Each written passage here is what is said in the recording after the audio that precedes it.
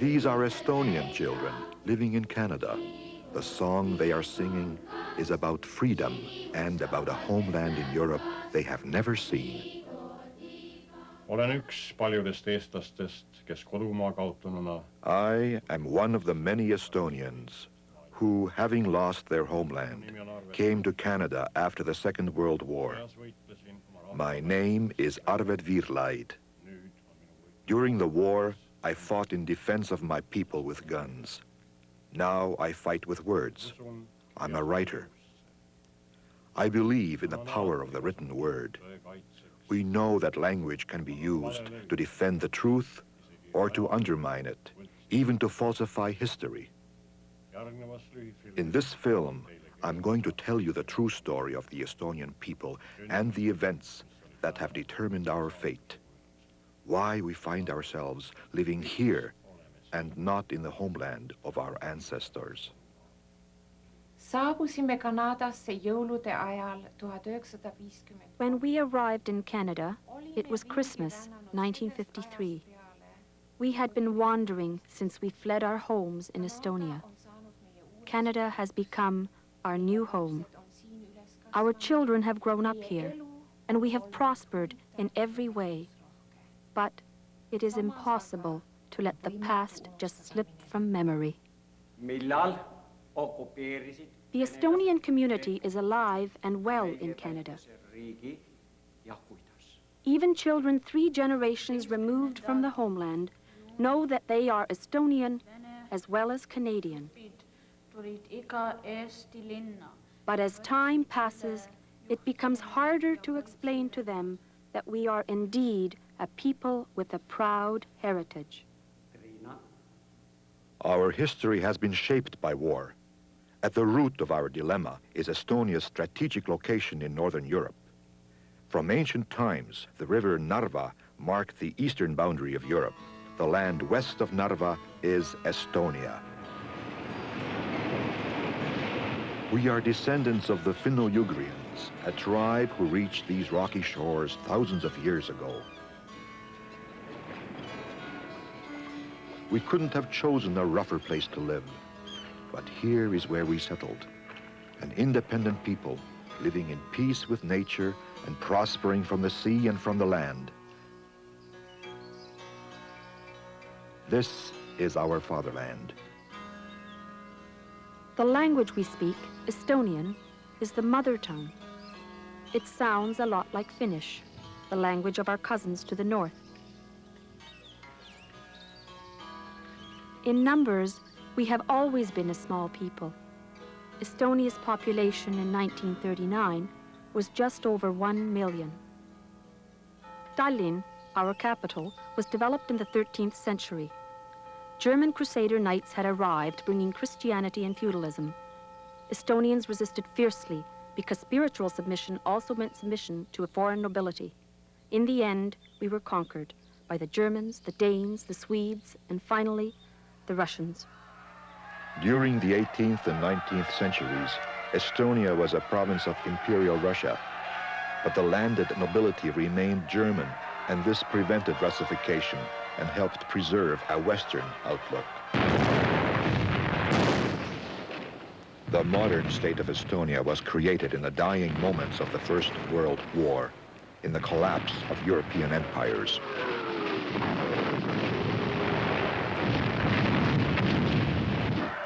Reeling under the burden of war and corruption, Russia exploded in revolution.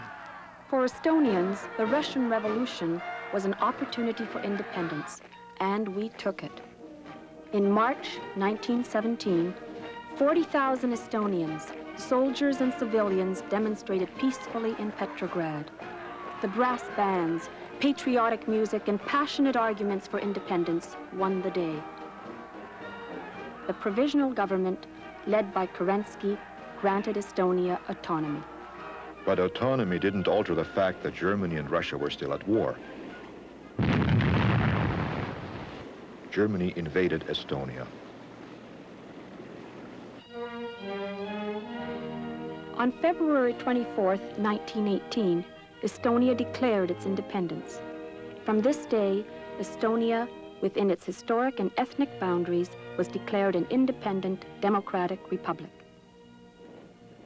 The next day, German troops arrived in Tallinn, recognizing neither the independence of Estonia nor its government. But by November, Germany had lost the war. The Bolsheviks had seized power in Russia and wasted no time. They invaded and were soon within 20 miles of Tallinn. The Estonian War of Independence had begun. It was to become everyone's war. The early days were bleak. No one believed we could stop the Russians. But there were small victories, and our spirits began to rise. Men in their 70s, schoolboys, women, everybody enlisted to defend the fatherland. They were joined by volunteers from Finland and Denmark. Great Britain provided naval support. By 1920, the Red Army was thoroughly beaten and a peace treaty was signed in Tartu, Estonia. In this treaty, Soviet Russia recognized Estonia as an independent state and renounced voluntarily and forever all rights of sovereignty formerly held by Russia over the Estonian people and territory. At last, peace and prosperity came to our people. You can imagine our exuberance and the enormous tasks facing our young government. Estonia was recognized by the great powers, and in 1921, we proudly took our place at the League of Nations. The nation's foreign policy reflected the principles of cooperation, close alliance with other Baltic states, and good relations with the Soviet Union. Estonia's views about democracy were practical and idealistic. We had traditionally been an agricultural society, but land was not equally available to Estonians. Practical land reforms quickly changed this. Thousands of new farms were created. These quickly became models of good management and productivity. The same reorientation was needed for Estonia's industries. They had been established to meet Russian needs. Now they were redirected to homegrown resources and Western markets. The country's most important industrial achievement was the mining of its oil shale deposits and the creation of oil shale industries.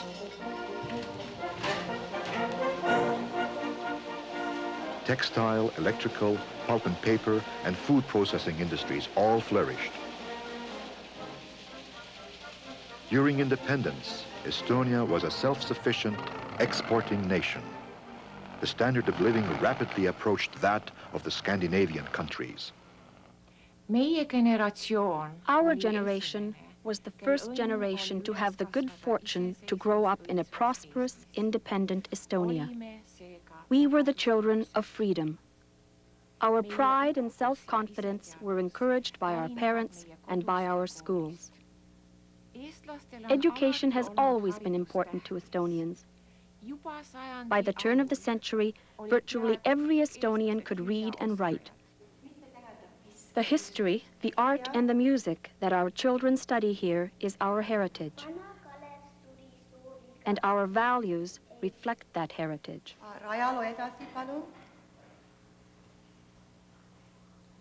Lõpuks oli kord noorema venna.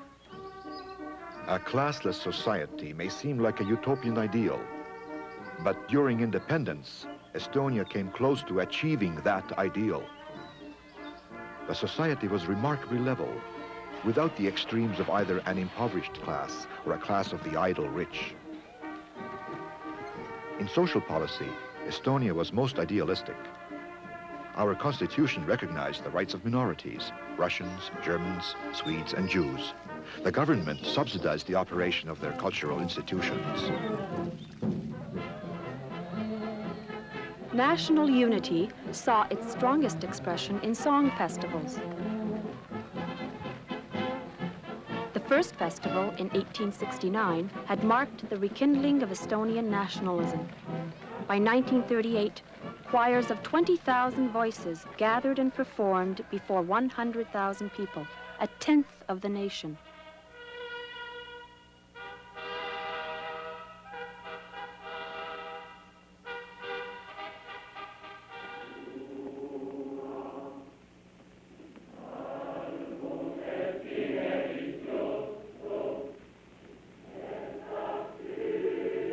The decades of independence were years of growth and prosperity for Estonia.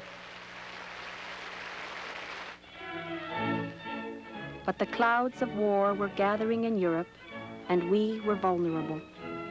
The older people, like President Päts, knew we were approaching war, but the young ones, born and raised in good times, were unable to imagine what awaited us. As early as 1933, President Päts had made an impassioned speech for disarmament in Latin. He could, of course, speak German, Russian, and Estonian, but chose Latin to emphasize the nation's non-alignment with either Germany or Russia. But Stalin and Hitler had their own plans for the world and for Estonia. Their emissaries, Molotov and Ribbentrop, met in Moscow in August 1939 to sign a treaty of non-aggression. In a secret protocol, they divided Eastern Europe between themselves. Russia took half of Poland and the 3 Baltic states. This ungodly alliance was to be short-lived, but it provided both leaders with security to pursue more immediate goals. For Stalin, territorial ambitions extended to world domination in the name of proletarian revolution. Hitler, too, had plans for the world and for the master race.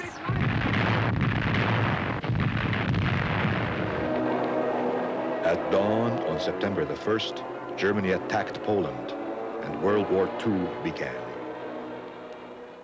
Stalin moved from the east. Under the pretense of a mutual aid pact, he demanded bases on Estonian territory from which Russia could attack Finland. The Red Army massed on Estonia's border. With an army of only 8,000 and no promise of help from anyone, the government had no choice but to comply.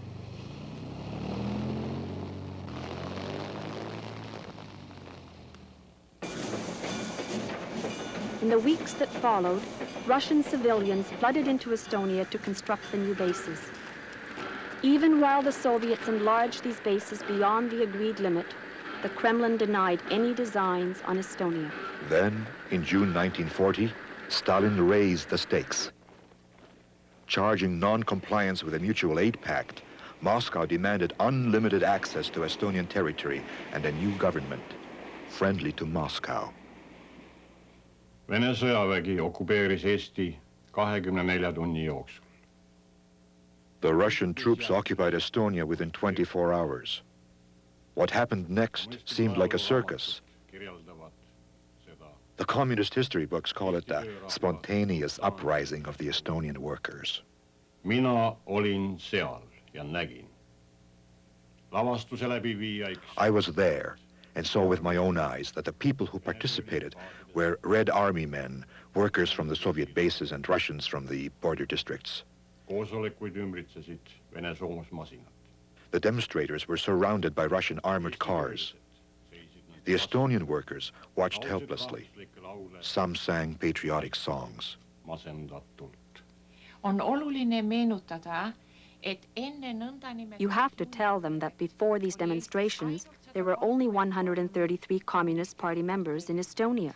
Sellepärast ütlen, see oli tsirkus. That's why I say it was a circus. Seati ametisse kommunistlik valitsus. Moscow installed a puppet government, and then they held an election. Hääletada sai ainult kommunistlikele. Only communists could run, but everyone had to vote. The first business of the new government, which convened July 21st, was to request admission to the Soviet Union. Russian troops occupied Parliament while the vote took place. Of course, Moscow agreed with the request, and the red flag was raised over Estonia. the destruction of an independent nation was complete.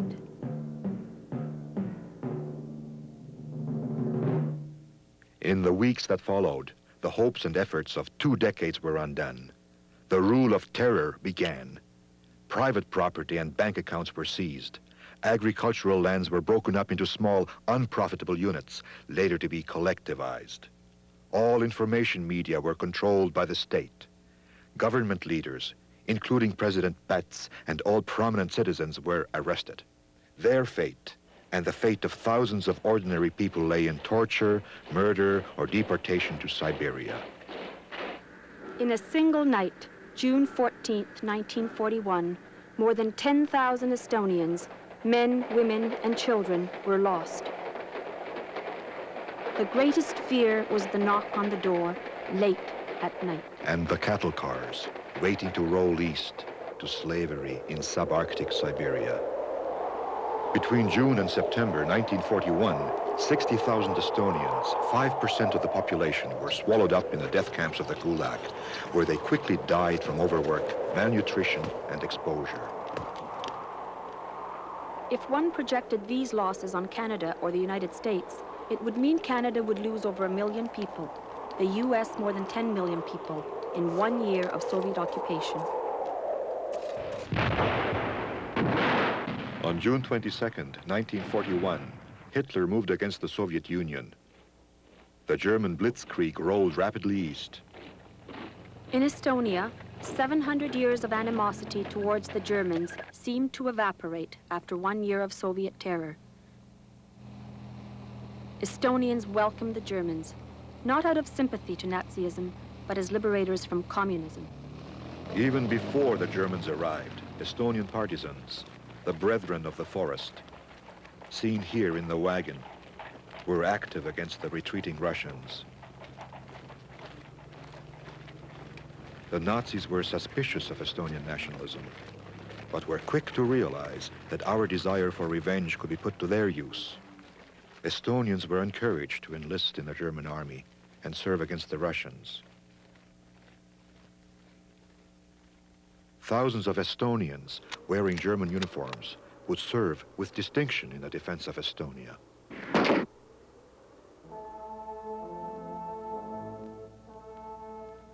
In the cities of Kuressaare and Tartu, mass graves left by the Russians were discovered and exhumed.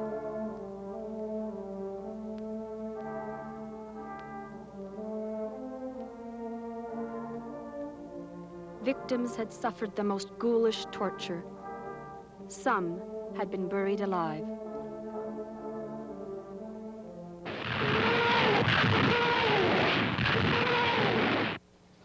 By the winter of 1943, the tide of the Russian war was turning against Germany. The Russians broke the 2-year siege of Leningrad. In retreat, the Germans fell back on Narva. It was at Narva, the ancient line separating east from west, that the battle line for the defense of Estonia was drawn. Estonians from all over the Eastern Front were rushed to Narva and formed into Estonian units.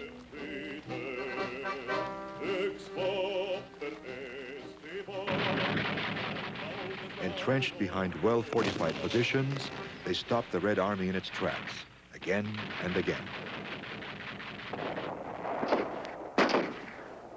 From February until September 1944, the Narva line held. It was to cost the Soviets 250,000 men, the entire 47th Army, to breach it. In Estonia, there was all-out mobilization. Men were hastily trained and marched to the front.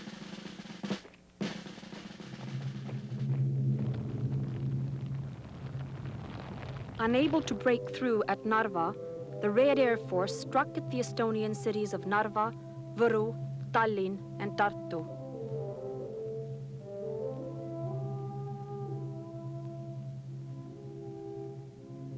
But the stalemate at Narva was a blessing for civilians.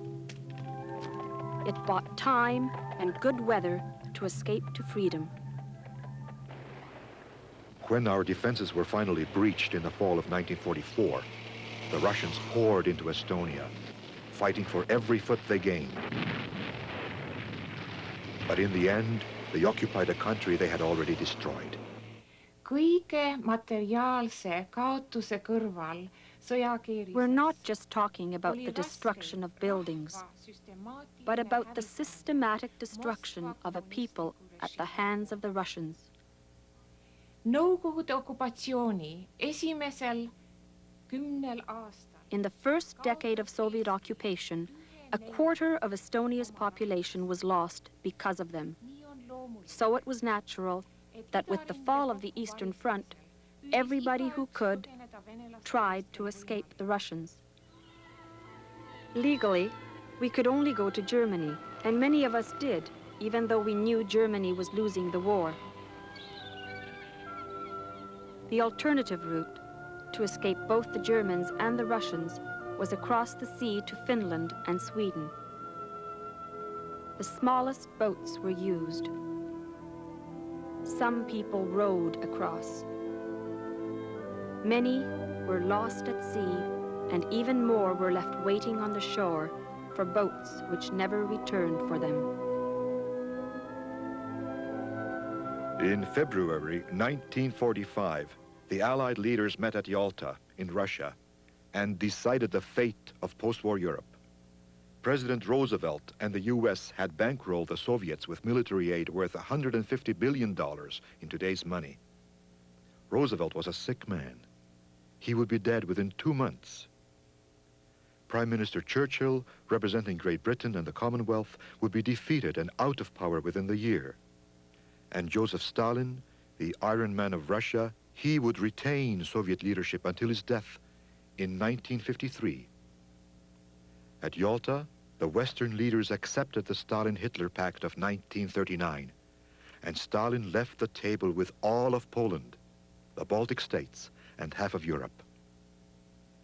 The line separating east from west moved west, from Narva to Hamburg. In neutral Sweden, haven for so many escaping Estonians, there was shock and mass demonstrations when the public learned of the government's plan to hand over Latvian and Estonian soldiers who had escaped there from the Russians. The police stepped in when the Swedish army refused to cooperate in the handover. In the refugee camps, the men used passive resistance. Some committed suicide. But in the end, they were doomed.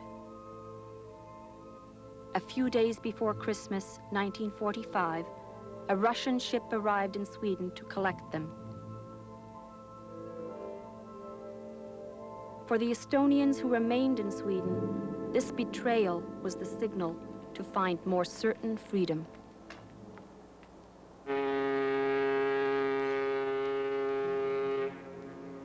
In post-war Germany, the International Relief Organization faced a refugee problem of staggering proportions.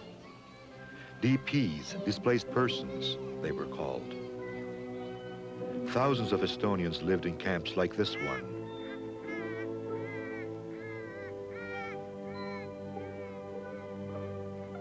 The only hope was that countries like Canada, Australia, and the United States would accept them. Canada needed immigrants to work in the mines and bush camps and to help open Canada's north. Other Estonians came to this country with the support of a sponsor. The first Estonian refugees started arriving in Canada in 1947. When we arrived in St. John's, Helen Ants were 3 years old. I can remember it as if it were yesterday, when we stepped down from the ship on Christmas morning. The Salvation Army band was playing. It felt like the four of us were the only people in the world, and that band was playing for us. We took train to Toronto. I found a job in the printing office, and I'm still working there today. It's hard to realize that if our father hadn't escaped from Estonia, he wouldn't be alive today. Our parents had lost their country, but not their culture or language. And it was very important for them to convey these to us. We spoke Estonian at home. We were very busy. There was a lot going on in the Estonian community. Our parents' generation worked exceedingly hard to reestablish the cultural institutions they had lost during the war. Our community was very active and very productive during the years we were growing up.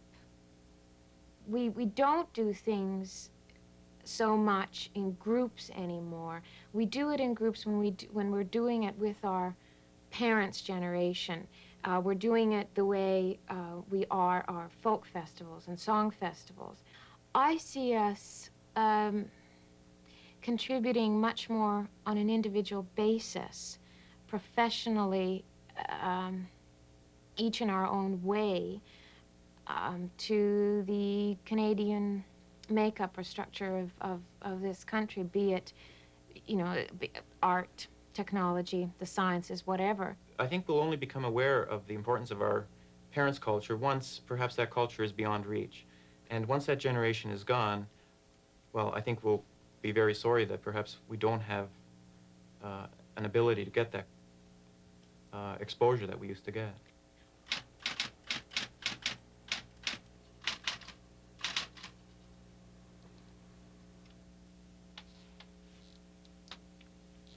Mõtlen tihti tulevikule. Meie rahvas on püsinud. I often think about the future. Our people have survived under tough conditions for 6,000 years. But what worries me is the continual resettlement of Russians in Estonia. The Russian language has become the official language. The Kremlin's policy is the systematic Russification of the Estonian people.